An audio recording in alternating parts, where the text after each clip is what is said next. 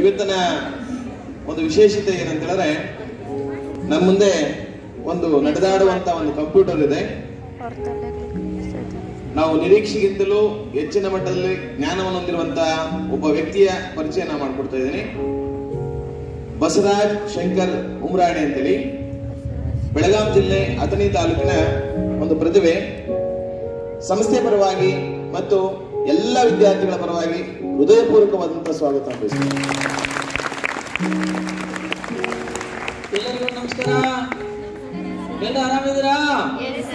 Very good. ಸದಾ ಕಾಲ ಸ್ಮರಣೀಯರಾದ ತಾಯಿ ಶಾರದಾದೇವಿಯನ್ನ, ಸರಸ್ವತಿ ಮಾತೆಯನ್ನ, ಜಗತ್ತಿನ ಎಲ್ಲ ಶರಣರು, ಸಂತರು, ದಾರ್ಶನಿಕರ ಪ್ರೇರಣೆಯ ಜೊತೆಯಲ್ಲಿ ಇವತ್ತು ಮಾಲೂರಿನ ಸರ್ಕಾರಿ ಬಾಲಕಿಯರ ಪದವಿ ಪೂರ್ವ ಮಹಾವಿದ್ಯಾಲಯದಲ್ಲಿ ಹಮ್ಮಿಕೊಂಡಿರುವಂತಹ ಈ ವಿಶೇಷ ಗಣಿತ ಮತ್ತು ವ್ಯಕ್ತಿತ್ವ ವಿಕಸನದ ಉಪನ್ಯಾಸ ಸಮಾರಂಭ ನೋಡಿ. ಇನ್ಸ್ಪೈರ್ ಬಿಫೋರ್ ಎಕ್ಸ್ಪೈರ್ ಅನ್ನೋ ಹಾಗೆ ನಿಮಗೆ ಪ್ರೇರಣೆ ಆಗಲಿಕ್ಕೆ ಇಂಥ ಕಾರ್ಯಕ್ರಮ ಮಾಡ್ತಾ ಇದ್ರೆ ಅಂತ ಒಬ್ಬ ಕ್ರಿಯಾಶೀಲ ಪ್ರಿನ್ಸಿಪಾಲ್ ಸಿಕ್ಕಿರೋದು ನಮ್ಮೆಲ್ಲರ ಸೌಭಾಗ್ಯ ಬಂಧುಗಳೇ. ಅವರ ವಿಶೇಷ ಆಸಕ್ತಿ ಮತ್ತು ಮಾನವರ ಕಾಳಜಿಗೆ ನಾವೆಲ್ಲರೂ ಸೇರಿ ಬಂಧುಗಳೇ ಜೋರದ ಚಪ್ಪಾಳೆ ಪ್ರಾಸ್ತಾವಿಕವಾಗಿ ನನ್ನ ಕಾರ್ಯಕ್ರಮದ ಬಗ್ಗೆ ಮಾತಾಡೋದಾದ್ರೆ, ಗಣಿತ ಮತ್ತು ವ್ಯಕ್ತಿತ್ವ ವಿಕಸನದ ಉಪನ್ಯಾಸ 1 ಗಂಟೆ ಇರುತ್ತೆ. ಸೊ ಒಂದನ್ನು ತಾವು ಅರ್ಥೈಸ್ಕೊಳ್ಬೇಕಾದ ಸಂಗತಿ, ಇದು ಮನರಂಜನಾತ್ಮಕ ಕಾರ್ಯಕ್ರಮ ಅಲ್ಲ. ಇದರಿಂದ ನಿಮಗೆ ಸ್ವಲ್ಪ ಸ್ಫೂರ್ತಿ ಸಿಗಲಿ, ಪ್ರೇರಣೆ ಆಗಲಿ ಅಂತ ಹೇಳಿ ಈ ಕಾರ್ಯಕ್ರಮ ಹಮ್ಮಿಕೊಂಡಿದ್ದಾರೆ. ನಿಮಗೆಲ್ಲ ಗಣಿತ ಅಂದ್ರೆ ಸುಲಭನಾ ಭಯನಾ? 50-50 ಇದೆ. ಡೋಂಟ್ ವರಿ, ಅದು ಹೇಗೆ ಈಸಿಯಾಗಿ ಮಾಡಬೇಕು ಮತ್ತೆ ಪರ್ಸನಾಲಿಟಿ ಡೆವಲಪ್ಮೆಂಟ್ ಬಗ್ಗೆ ಮಾತಾಡೋಣ. ನನ್ನ ಪರಿಚಯ ಬಸವರಾಜ್ ಶಂಕರ್ ಉಮ್ರಾಣಿ, ಅಥಣಿ ನಮ್ಮೂರು, ಎಜುಕೇಶನ್ MA BEd ಆಗಿದೆ. ಅದರ ಜೊತೆಗೆ ಗಣಿತ ಮತ್ತು ವ್ಯಕ್ತಿತ್ವ ವಿಕಸನದ ತರಬೇತುದಾರನಾಗಿ ಅಂತಾರಾಷ್ಟ್ರೀಯ ಮಟ್ಟ ಸಂಪನ್ಮೂಲ ವ್ಯಕ್ತಿ ಕೆಲಸ ಮಾಡ್ತಾ ಇದ್ದೇನೆ. ನಮ್ಮ ವಿಶೇಷತೆ ಏನಂದ್ರೆ, ನಿಮ್ಗೆಲ್ಲ ನಿಮ್ ಡೇಟ್ ಆಫ್ ಬರ್ತ್ ಗೊತ್ತಿದೆಯಾ? ಯಾವ ದಿನ ಅಂತ ನಾನು ಹೇಳ್ತೇನೆ. ವಂದನಾ ಮೇಡಮ್ ನಮಸ್ಕಾರ. ನಮ್ಮ ಹತ್ರ ಬನ್ನಿ. ಏನು ಮಾಡಲ್ಲ ಬನ್ನಿ. ನೀವು ಬೋರ್ಡ್ ಮೇಲೆ ಒಂದು ಪ್ಲಸ್ ಮತ್ತೆ ಮೈನಸ್ ಮೇಡಮ್, ಮೇಲೆ 9 ಡಿಜಿಟ್, ಕೆಳಗಡೆ 9 ಡಿಜಿಟ್ ಬರೋದು ಆನ್ಸರ್ ಮಾಡ್ತೀರಾ? ಅದ್ರ ಜೊತೆಗೆ 1000 ಒಳಗಡೆ 3 ಡಿಜಿಟ್ ನಂಬರ್ ಹೇಳಿ ಮೇಡಮ್. ಕಷ್ಟವಾದದ್ದು ಅದು ಬಹಳ ಈಸಿ. ಟಫ್ ನಂಬರ್ ಹೇಳ್ತೀರಾ? ಕಷ್ಟವಾದದ್ದು ಅದು ಈಸಿ. ಬೇರೆ ಹೇಳಿ 7. ಅದ್ರದ್ದು ಟೇಬಲ್ ಬರ್ದ್ಬಿಡಿ ಬೋರ್ಡ್ ಮೇಲೆ. ಆಮೇಲೆ ಪ್ಲಸ್ ಮೈನಸ್ ಮಾಡಿ. ಮಂತ್ರಾಲಯ ಸಂಬಂಧ ಕ್ರಿಕೆಟ್ ಕಾಮೆಂಟ್ರಿಗಳನ್ನ ವಿದೌಟ್ ಟಚ್ ಟೈಮ್ ಹೇಳುವಂಥದ್ದು, ಮೊಬೈಲ್ ನಂಬರ್, ಕರೆನ್ಸಿ, ಹಲವಾರು ವಿಷಯಗಳಿದಾವೆ. ಕೊನೆಯದಾಗಿ ಇದು ಹೇಗೆ ಸಾಧನ ಕಡೆಗೆ ಹೋಗೋಣ, ಈ ಪ್ರತಿಭೆಗೆ ಸಂಬಂಧಪಟ್ಟಂತೆ ನಿಮ್ಮ ಆಶೀರ್ವಾದದಿಂದ ಡಾಕ್ಟರ್ APJ ಅಬ್ದುಲ್ ಕಲಾಂ ರಾಷ್ಟ್ರ ಪ್ರಶಸ್ತಿ ಬಂದಿದೆ. ಹಾಗೂ ದುಬೈ ರಾಜ ಶೇಖ್ ಮೊಹಮ್ಮದ್ರಿಂದ ಅಂತಾರಾಷ್ಟ್ರೀಯ ಮಟ್ಟದ ಪ್ರಶಸ್ತಿ ಬಂದಿದೆ. ಪ್ರಧಾನಮಂತ್ರಿ ಮೋದಿ ಮತ್ತೆ ಮುಖ್ಯಮಂತ್ರಿಗಳ ಸನ್ಮಾನ ಆಗಿದೆ. ನೀವೆಲ್ಲ ನಮ್ಮನ್ನ ಮಜಾಟಾ ಗೀಸ್ ಮತ್ತೆ ಬೇರೆ ಟಿವಿಗಳಲ್ಲಿ ಕಾರ್ಯಕ್ರಮ ನೋಡಿರ್ಬೋದು. ಸೊ ನೇರವಾಗಿ ವಿಷಯಕ್ಕೆ ಬರ್ತದೆ. ಈಗ ವಂದನಾ ಮೇಡಮ್ ಹೇಳ್ತಾರೆ ಡೇಟ್ ಆಫ್ ಬರ್ತ್. ಮೇಡಮ್ ನೀವು ಗವರ್ಮೆಂಟ್ ವೆಂಟಿಸ್ಟೇ ಬರುತ್ತೆ, ಕರೆಕ್ಟಾ? Thank you. ಇನ್ನೊಬ್ಬರು ಟೀಚರ್ಸ್ ಉಪನ್ಯಾಸಕರು, any two from lecturer side. Sir ನಿಮ್ದು ಬುಧವಾರನಾ? Thank you. ಇನ್ನೊಬ್ರು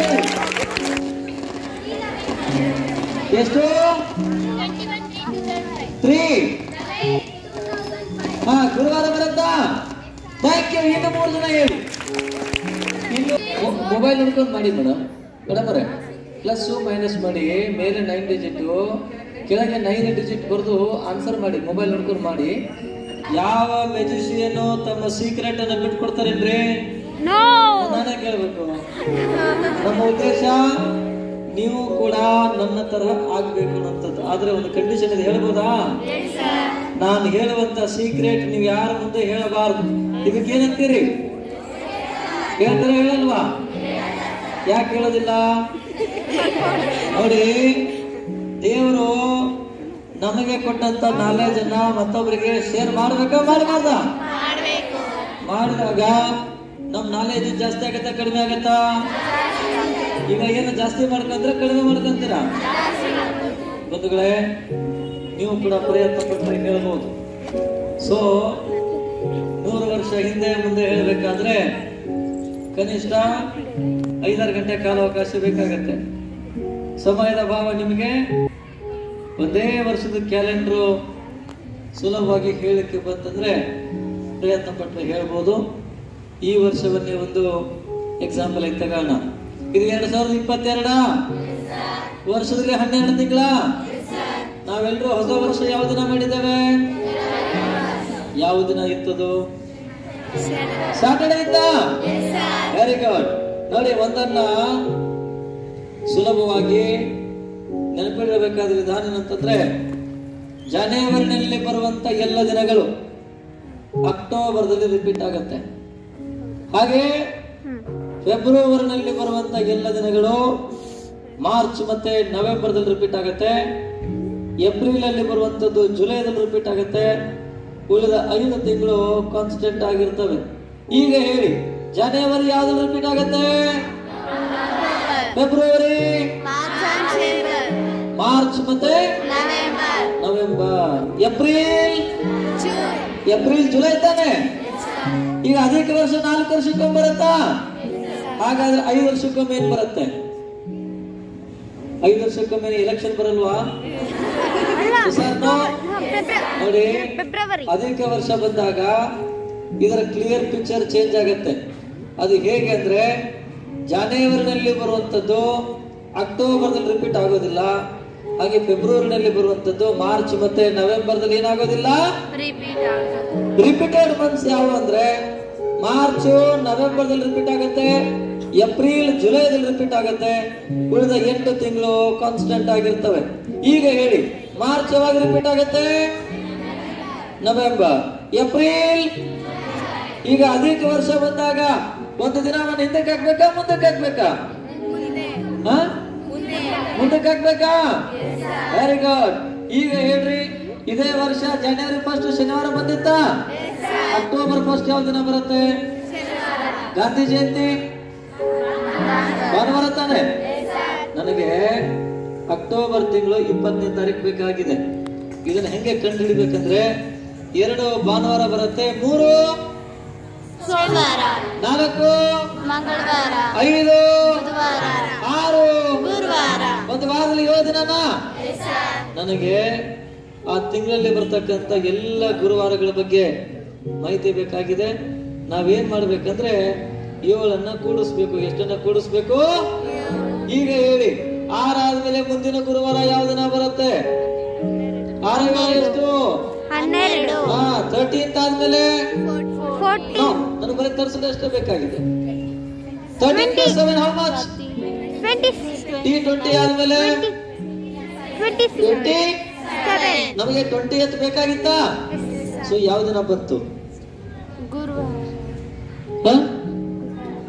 ಗುರುವಾರ ಬಂತ? Very good. ಅರ್ಥ ಆಯ್ತಾ? ಈಗ ಹೇಳಿ, ಇದೇ ವರ್ಷ ಜನವರಿ 1 ಶನಿವಾರ ಬಂದಿತ್ತ? ಮುಂದಿನ ವರ್ಷ ಜನವರಿ 1 24, 23 ಭಾನುವಾರ, 24 ಸೋಮವಾರ ಬರುತ್ತಾ? 25 ನಿಮ್ಮ ಮೈಂಡ್ ಸ್ವಲ್ಪ ಕೆಲಸ ಕೊಡಿ. Very good. ಯಾವ ದಿನ ಬರುತ್ತೆ? ಮಂಗಳವಾರ ಬರಬೇಕಾಗಿತ್ತು. ಸೋಮವಾರ 24 ಬಂದ್ಬಿಟ್ಟಿದೆಯಲ್ಲ, 25 ಬೇಕಾಗಿದೆ.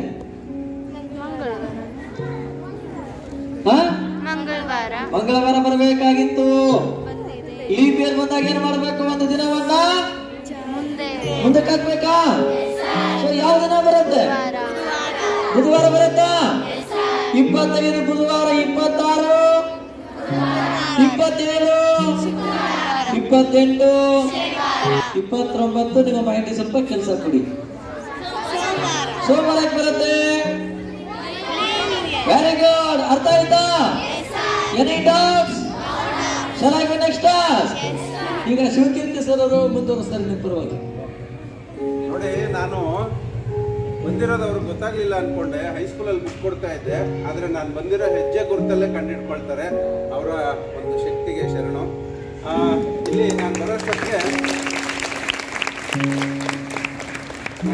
ಪ್ರೀತಿಯ ಮಕ್ಕಳೇ, ನಾವಿಲ್ಲಿ ಒಂದಷ್ಟು ಲೆಕ್ಕಗಳು ಮಾಡಿದ್ದೇವೆ.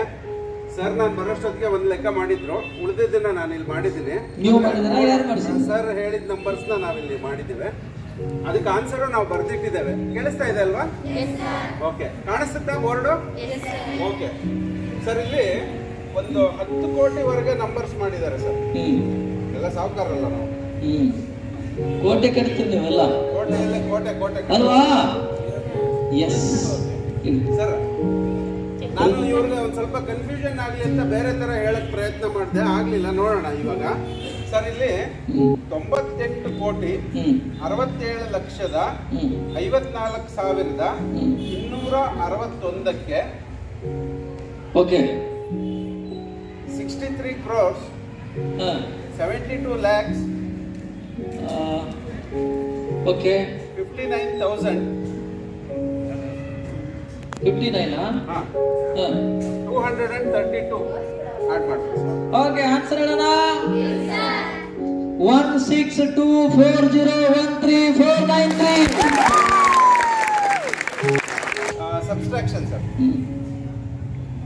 84 crores 23 lakhs 21,925. ಓಕೆ, ಅದಕ್ಕೆ ಮೈನಸ್ ಆಗಿ 62 lakhs 62 crores okay 19 lakhs 25,423. Okay, ಹೇಳ ಆನ್ಸರು. 22039652. ಮಲ್ಟಿಪ್ಲಿಕೇಶನ್ ಇದೆ. 47,925 into 242. ಓಕೆ, 115 ಕರೆಕ್ಟಾ? 97850 ಆಗುತ್ತೆ. ಓಕೆ, ಡಿವಿಷನ್ ಅಥವಾ ಮಲ್ಟಿಪ್ಲಿಕೇಶನ್ ಇನ್ನೊಂದು ಹೇಳಿ. ಡಿಜಿಟಲ್ ಹೇಳಿ ಪರವಾಗಿಲ್ಲ. 78,945 into 765. Okay, done. ಓಕೆಪ್ಪ.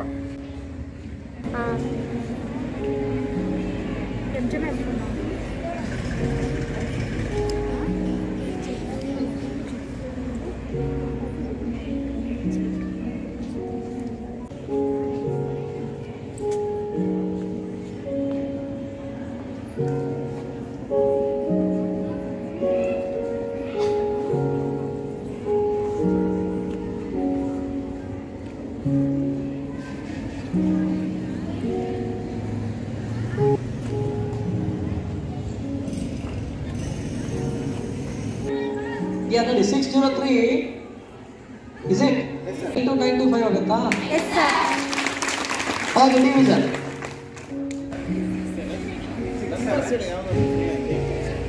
67835 divided by 2 digits. Or by 65. ಇನ್ನೊಂದು ಹೇಳಿ.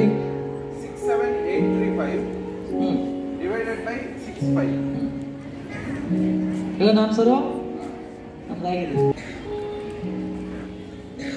ಹೇಳ್ಬೋದಾ?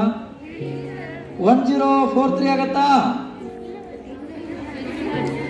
ಮಾಡಿಲ್ವಾ? 1043. ಹಾ. Sir correct sir. 1043 ತಾನೆ? Okay, thank you. ಟೇಬಲ್ ಸಾಲ್ ಬಂದಿದ್ದಾರೆ.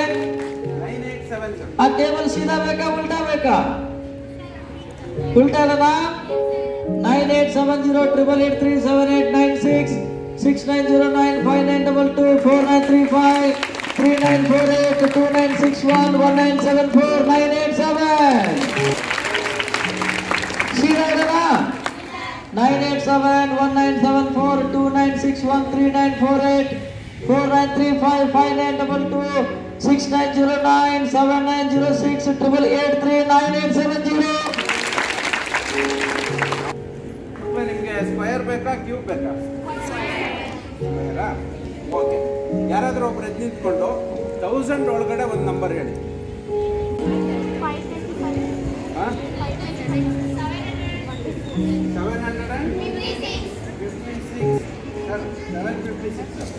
756 ಸ್ಕ್ವೇರ್ ಮಾಡ್ತೀರಾ? ಹಾ, ಸ್ಕ್ವೇರ್ ಮಾಡೋಣ ಕ್ಯೂಬ್ ಮಾಡೋಣ? ಸ್ಕ್ವೇರ್ ಇಲ್ಲ. 571 ಕರೆಕ್ಟಾ? 536 ಆಗುತ್ತೆ. ಓಕೆ ಓಕೆ 2708 400 23 ಆಗುತ್ತೆ. ಮಕ್ಕಳೇ, ಇವಾಗ ಒಂದೇ ಸಂಖ್ಯೆನ 1ರಿಂದ ಕೂಡಿ ಮತ್ತೊಂದು ಸಂಖ್ಯೆಯಿಂದ ಕಳೆದು ಭಾಗಿಸಿ ಗುಣಿಸಿ ಎಲ್ಲ ಒಟ್ಟು ಎಲ್ಲ ಕ್ರಿಯೆಗಳನ್ನು ಮಾಡಿದ್ರೆ ಆನ್ಸರ್ ಹೆಂಗೆ ಬರುತ್ತೆ ಅನ್ನೋದನ್ನ ಒಂದ್ಸರಿ ನೋಡೋಣ. ತಾವೇ ತಿದ್ಕೊಳ್ಳಿ ಮೇಡಮ್. 1000 ಒಳಗಡೆ ಒಂದು ನಂಬರ್ ಹೇಳಿ.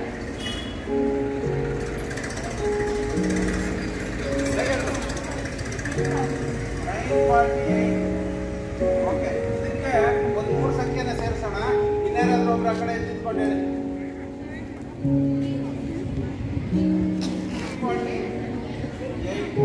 ಓಕೆ, ಇದರಿಂದ ಬಂದಂತ ಉತ್ತರನ ಒಂದು 3 ಸಂಖ್ಯೆಯಿಂದ ಕಳೆಯೋಣ. 1000 ಒಳಗಡೆ ಆ ಕಡೆಯಿಂದ ಯಾರು ತಿದ್ಕೊಂಡು ಹೇಳಿ.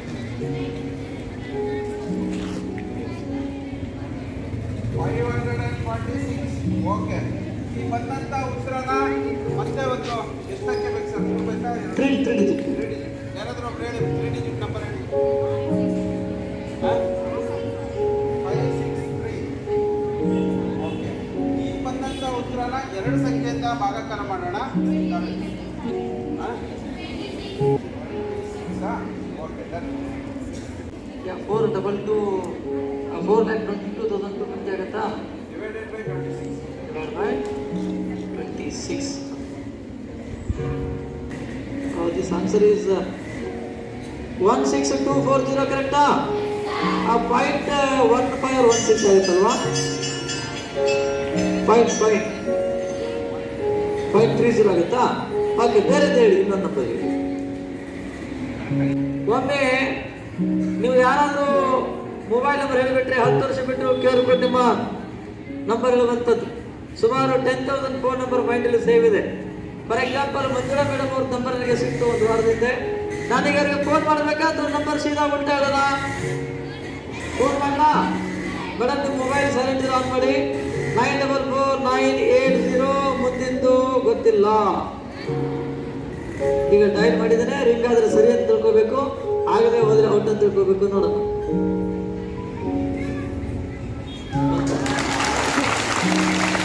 ಓಕೆ, ಹಾಗೆ ನಿಮ್ಮ ಹತ್ರ ದುಡ್ಡಿದ್ರೆ ಕೊಡಿ, ವಾಪಸ್ ಕೊಡ್ತೀನಿ, ಚಿಂತೆ ಮಾಡಬೇಡಿ. ಈಗ 10, 20, 50, 100, 500, 2000 ಅಂತ ಕೊನೆಯದಾಗಿ ಅದರ ಒಟ್ಟಾರೆ ಮೌಲ್ಯ ಹೇಳೋಣ. ಹಳೆ ನೋಟು, ಮೋದಿ ನೋಟು ಮತ್ತೆ ಡೂಪ್ಲಿಕೇಟ್ ಕೊಡಬಹುದು, ವಾಪಸ್ ಕೊಡ್ತೀನಿ, ಚಿಂತೆ ಮಾಡಬೇಡಿ. ಬೇರೆ ನೋಡ್ಬಿಟ್ಟು ನಿಮ್ಮ ಹೆಸರೇನು? ಮಸಾಲೆ ದೋಸೆ 50 ರೂಪಾಯಿ ಕೊಟ್ಟಿದ್ದೀವಿ. Modi note yes. ಮತ್ತೆ ಬೇರೆ ಇದೆಯಾ? ವಾಪಸ್ ಕೊಡ್ತೇನೆ, ಚಿಂತೆ ಮಾಡ್ಬೇಕು. ನಿಮ್ಮ ಹೆಸರೇನು? ಎಸ್. ನೀವು ಟೀ ಕುಡಿಲಿಕ್ಕೆ 20 ರೂಪಾಯಿ ಕೊಟ್ಟಿದ್ದೀರಾ? 30 ನಂಬರ್ ಇದೆ. ಕಂಟಿನ್ಯೂ ಮಾಡಿ ಸರ್, ಹೇಳಿ. ಹೇಳ್ತೀನಿ. ಸೊ 3 ನಂಬರ್ ತರ ಹೇಳ್ಕೊಂಡು ಹೋಗ್ತೀನಿ. ಹೇಳಿ. 343, 265, 365, 767, ಓಕೆ, 892, ಎಸ್, 928, ಓಕೆ, 562, 635, ಓಕೆ, 360, 398. ಈ ಎಲ್ಲ ನಂಬರ್ ಉಲ್ಟಾ ಬೇಕಾ ಸೀದಾ ಬೇಕಾ? 893 ಅಂದ್ರೆ 398 ಇದೆಯಲ್ಲ, ಅದನ್ನ ಉಲ್ಟಾ ಮಾಡಿ. ಅರ್ಥ ಆಯ್ತಾ? 893, 063, 536, 265, 829, 298, 767, 563. Is it? 563 ಆದ್ಮೇಲೆ 562-343 ಆಗುತ್ತೆ. 343, 265, 365, 767, 892, 928, 562, 635, 360, 398.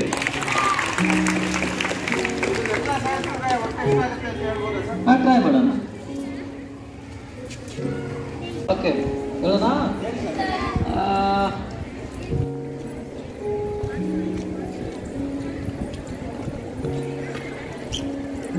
ವಾಚ್ ಇದೆಯಾ? ನಮ್ಮ ಹತ್ರ 11:48 ಆಗಿದೆ. ಟೈಮಿಂಗ್ ನೋಡ್ಕೊಳ್ಳಿ. ಇಷ್ಟಾಗಿದೆ ಟೈಮು. 5 ನಿಮಿಷ ಹೆಚ್ಚು ಕಡಿಮೆ ಆಗುತ್ತೆ. ಈಗ ಇಲ್ಲಿವರೆಗೆ ನಾನು ಮಾಡಿದೆ. ಇನ್ನು ನೀವು ಮಾಡಬೇಕಾದ್ರೆ ಸೀಕ್ರೆಟ್ ಬೇಕಾ? ಅಡಿಷನ್ 9480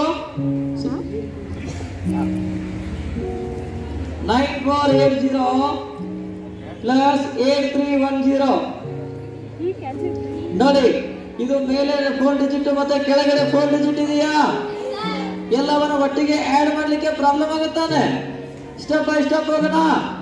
ಇದು 10, 100, 1000 ವರೆಗೆ ಇದೆಯಾ? ಸೊ 1000 ಪ್ಲೇಸ್ ಅಲ್ಲಿ ಫಸ್ಟ್ ಡಿಜಿಟ್ ಯಾವ್ದಿದೆ? ಆಪೋಸಿಟ್ ಎಷ್ಟಾಗುತ್ತೆ? 17,000 ಆಗುತ್ತಾ? ಓಕೆ, ಆನ್ಸರ್ 17,000 ಬರ್ತೀರಿ. ಇದಾದ್ಮೇಲೆ 100 ಪ್ಲೇಸ್ ಅಲ್ಲಿ ಫಸ್ಟ್ ಡಿಜಿಟ್ ಆಪೋಸಿಟ್ ಎಷ್ಟಾಗುತ್ತೆ? 700 ಆಗುತ್ತಾ? ಅಲ್ಲಿ ಆನ್ಸರ್ 17,000 ಇದೆಯಲ್ಲ, ಅದ್ರ ಜೊತೆಗೆ 700 ಆಡ್ ಮಾಡಬೇಕು. ಎಷ್ಟಾಯ್ತು? 17,000. Very good. ಇದಾದ್ಮೇಲೆ 2 ನಂಬರ್ಸ್ ಇದಾವ. ಮೇಲೆ 80 ಇದೆಯಾ? 80 ಆಪೋಸಿಟ್ ಎಷ್ಟಾಗತ್ತೆ? 90 ಆಗತ್ತಾ? ಅಲ್ಲಿ ಆನ್ಸರ್ 17,700 ಇದೆಯಲ್ಲ, ಅದ್ರ ಜೊತೆಗೆ 90 ಆಡ್ ಮಾಡಿದ್ರೆ ಟೋಟಲ್ ಆನ್ಸರ್ ಎಷ್ಟು?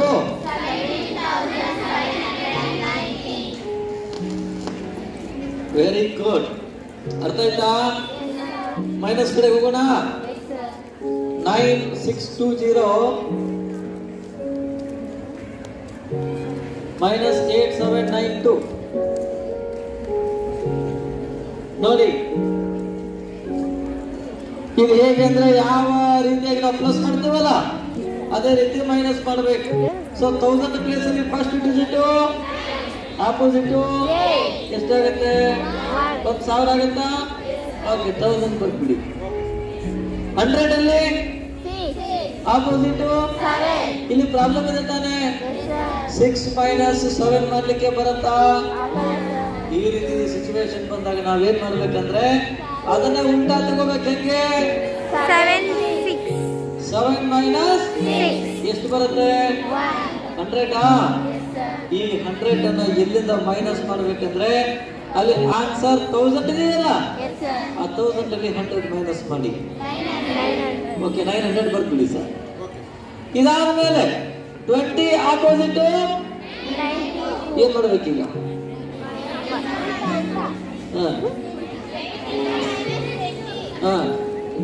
ಎಷ್ಟು ಬರುತ್ತೆ? 78 ಅನ್ನ ಎಲ್ಲಿಂದ ಮೈನಸ್ ಮಾಡಬೇಕು? ಟೋಟಲ್ ಆನ್ಸರ್ ಎಷ್ಟು? 978 ಹೋದ್ರೆ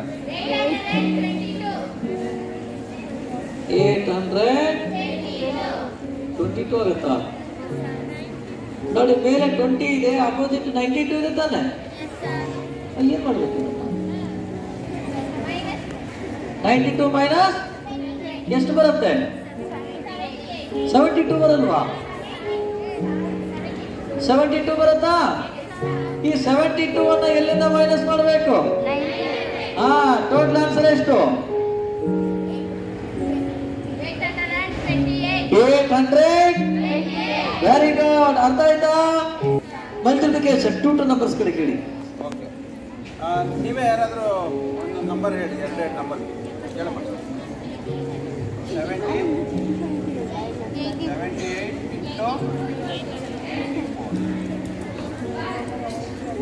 ಈಗ ಇದು 2 ನಂಬರ್ ಇದೆಯಲ್ಲ, ಒಟ್ಟಿಗೆ ಮಾಡೋಕ್ಕೆ ಸುಲಭನಾ ಕಷ್ಟನಾ? ಕಷ್ಟ. ಸೊ ನಿಮಗೆ 78 ಒಂದು ಮಗ್ಗಿ ಬರುತ್ತಲ್ಲ, ಎಲ್ಲಿವರೆಗೂ ಬರುತ್ತೆ? ಸೊ 20ವರೆಗೂ ಬಂದರೆ ಈ ಥರ ಲೆಕ್ಕ ಮಾಡೋಕ್ಕೆ ಸಾಧ್ಯ ಇಲ್ಲ. ನೀವು ಕನಿಷ್ಠ 1000ವರೆಗೂ ಮಗ್ಗಿ ಕಲಿಬೇಕು.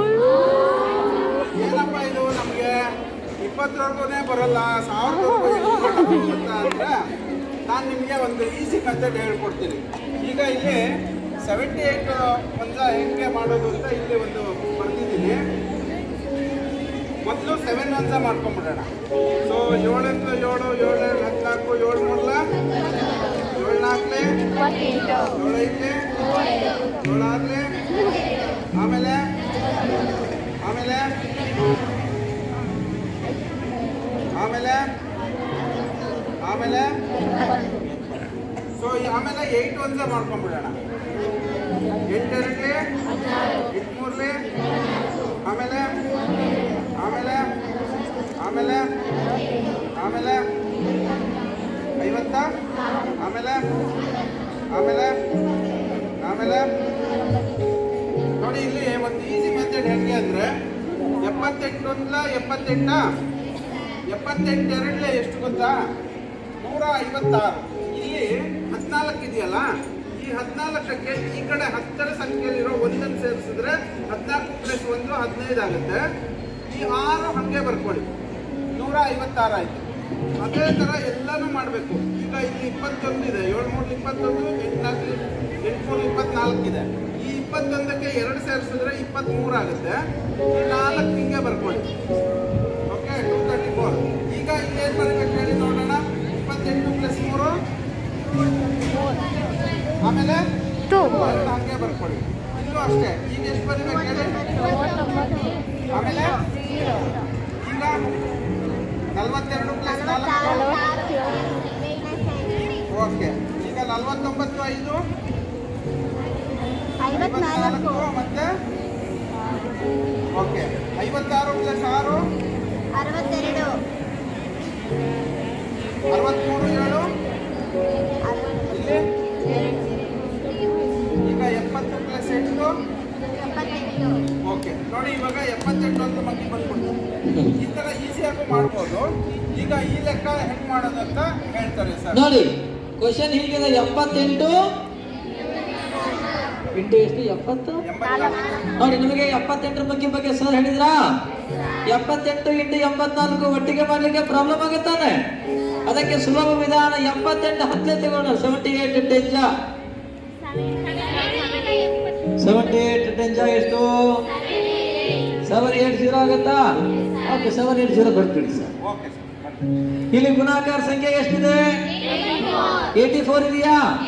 84 ಅಲ್ಲಿ 10 ಡಿಜಿಟ್ ನಂಬರ್ಸ್ ಎಷ್ಟಿದಾವೆ? 8 ಇದಾವ. ಅಲ್ಲಿ ಉತ್ತರ 780 ಇದೆಯಲ್ಲ, ಇಂಟು 8 ಮಾಡ್ಕೋಬೇಕು ಅದನ್ನ.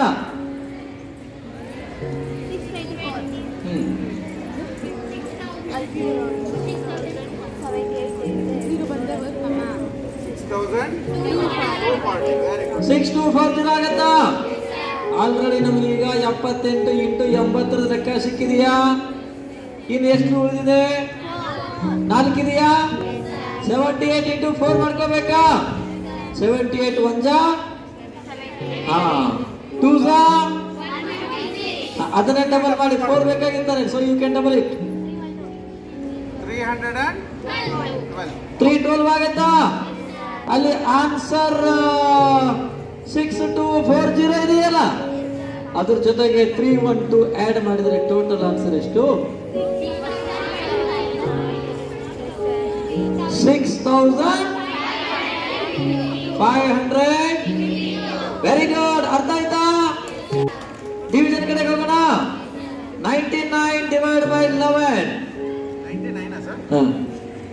99 ಡಿವೈಡ್ ಬೈ 11 ನೋಡಿ ಇದು ಎಷ್ಟಾಯ್ತು ಆನ್ಸರ್?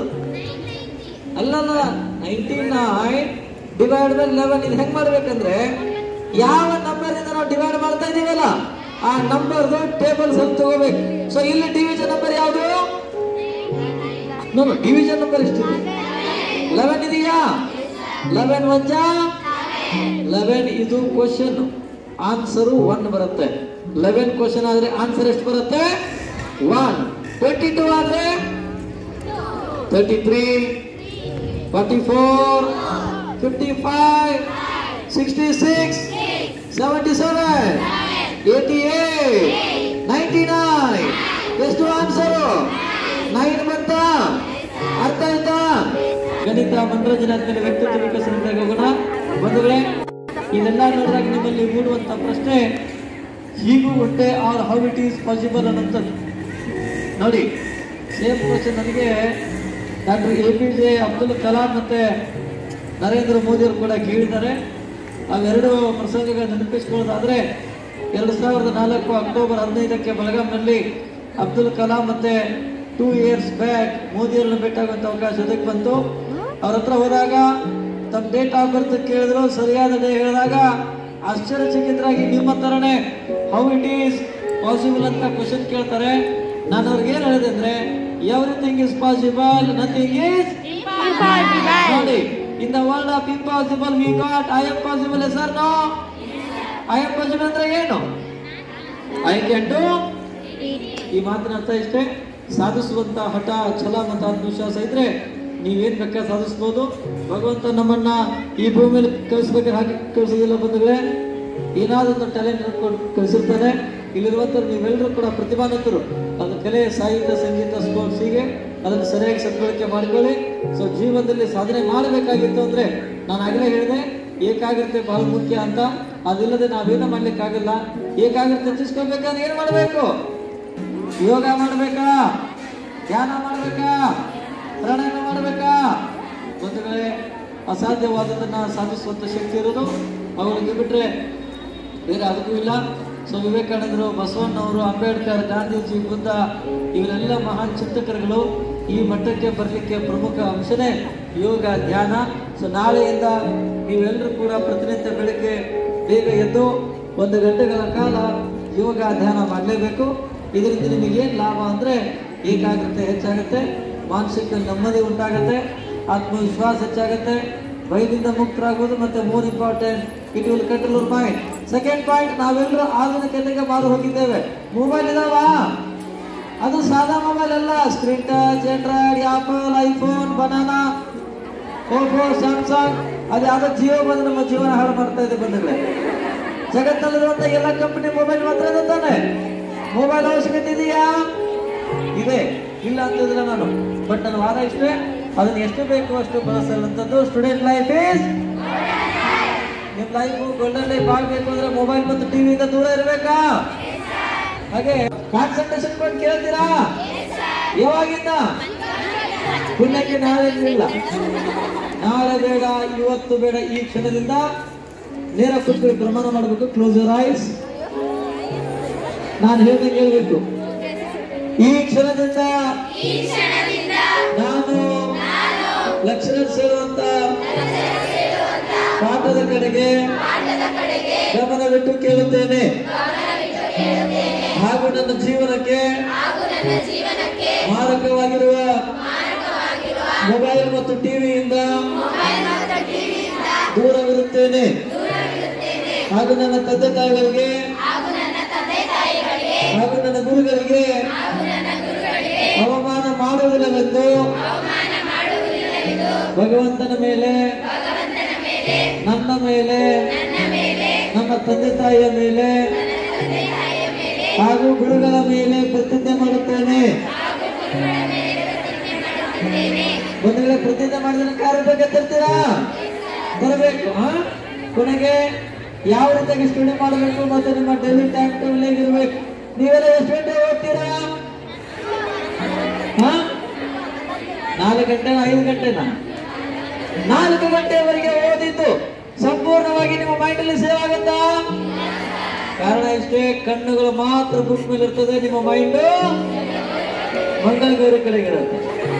ನೋಡಿ, ಎಷ್ಟು ಗಂಟೆ ಓದುತ್ತೇವೆ ಎಂಬುದು ಮುಖ್ಯ ಅಲ್ಲ, ಓದಿದ್ದನ್ನ ಮೈಂಡ್ ಅಲ್ಲಿ ಎಷ್ಟು ಸೇವ್ ಮಾಡಿ ಇಡುವುದು ಬಹಳ ಮುಖ್ಯ ಆಗ್ತದೆ. ನಾನು ನಿಮಗೆ ಒಂದು ಹೊಸ ಟೈಮ್ ಟೇಬಲ್ ಫಾಲೋ ಮಾಡ್ತೀರಾ? ಜೀವನದಲ್ಲಿ ಟೈಮ್ ಟೇಬಲ್ ಬಹಳ ಇಂಪಾರ್ಟೆಂಟ್. ಅದಿಲ್ಲದೆ ನಾವೇನು ಮಾಡ್ಲಿಕ್ಕೆ ಆಗೋದಿಲ್ಲ. ಯಾರು ಸಮಯವನ್ನು ಗೌರವಿಸುತ್ತಾರೆ ಅವರ ಸಮಯ ಯಾವಾಗಲೂ ಗೌರವಿಸುತ್ತೆ. ಹಾಗೆ ನಾಳೆಯಿಂದ ನೀವೆಲ್ಲರೂ ಬೆಳಿಗ್ಗೆ 5 ಗಂಟೆಗೆ ಹೇಳಬೇಕು, ರಾತ್ರಿ ಬೇಗ ಮಲ್ಕೊಳ್ಳಿ. ನಿಮ್ಮ ಕಾಲೇಜ್ ಟೈಮಿಗೆ ಎಷ್ಟು ಗಂಟೆ? ಬೆಳಿಗ್ಗೆ 9:30ನಾ? 5ರಿಂದ 5:30 ಗಂಟೆವರೆಗೆ ನಿಮ್ಮ ಡೈಲಿ ಆಕ್ಟಿವಿಟೀಸ್ ಮುಗಿಸ್ಕೊಂಡು 5:30ರಿಂದ 6:30 ಗಂಟೆವರೆಗೆ ಯೋಗ ಧ್ಯಾನ ಮಾಡಬೇಕು. 6:30ರಿಂದ 8:30 ಗಂಟೆವರೆಗೆ 2 ಅವರ್ಸ್ ಸ್ಟಡಿ ಮಾಡಬೇಕು. ಅದು ಹೇಗೆ ಓದಬೇಕಂದ್ರೆ ನಿಮ್ಮ ಕಣ್ಣು ಮತ್ತೆ ಮೈಂಡ್ ಎಲ್ಲಿರಬೇಕು? ಬಂಧುಗಳೇ, ನಿಮ್ಮ ಜೀವನದಲ್ಲಿ ಸಕ್ಸಸ್ಫುಲ್ ಆಗಬೇಕಾಗಿತ್ತು ಅಂದ್ರೆ ಈ 3 ಗಂಟೆಗಳ ಕಾಲ ಸಾಕು.